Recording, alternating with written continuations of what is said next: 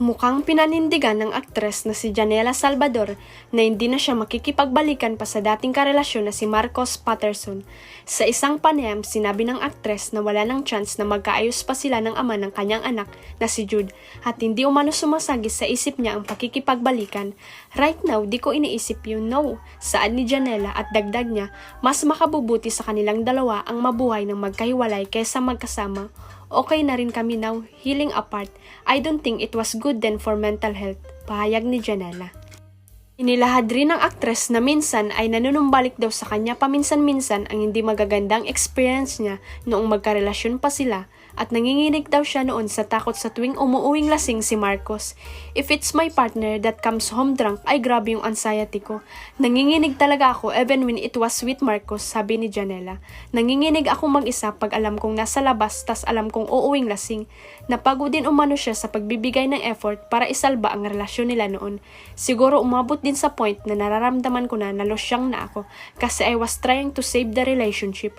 I was trying to take care of kid on top of all of that, sabi ni Janela. Ang mga pangyayaring iyon umano na baka raw maging cycle at abusive ang nagtulak kay Janela para tapusin ang pagsasama nila ng aktor. Ganun pa man, nagpapasalamat siya dito sa pagiging mabuting ama sa anak nila. Palagi mo may chance pa kayo ni Marcos to get back together? Right now, hindi ko iniisip yon. No. Okay na rin kami now, healing apart. I don't think it was good din for our mental health. Do you remember how bad it got?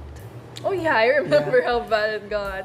Siguro umabot din sa point na naramdaman ko na parang nalosyang na ako. Kasi I was trying to save the relationship. I was trying to take care of a kid on top of all of that. So parang, ang pangit lang ng term, pero yun talaga yung na-feel ko. Parang pag tumitingin ako sa mirror, hindi ko na nakikilala yung sarili ko. You've had your own share of heartbreaks, of difficult relationships. Anong natutunan mo doon? Siguro bago siya umabot sa situation na maging cycle or maging abusive, doon ko na siya in-end. Which is very good. Yeah.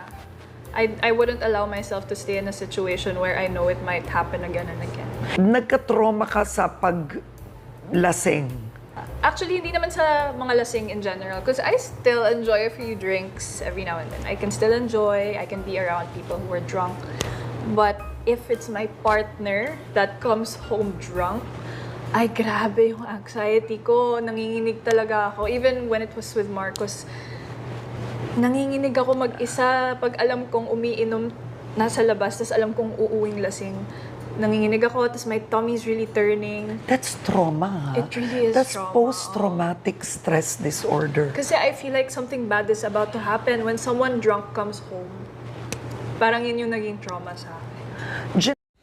Huwag kalimutang i-click ang subscribe button at i-ring ang notification bell para sa latest at legit chika updates.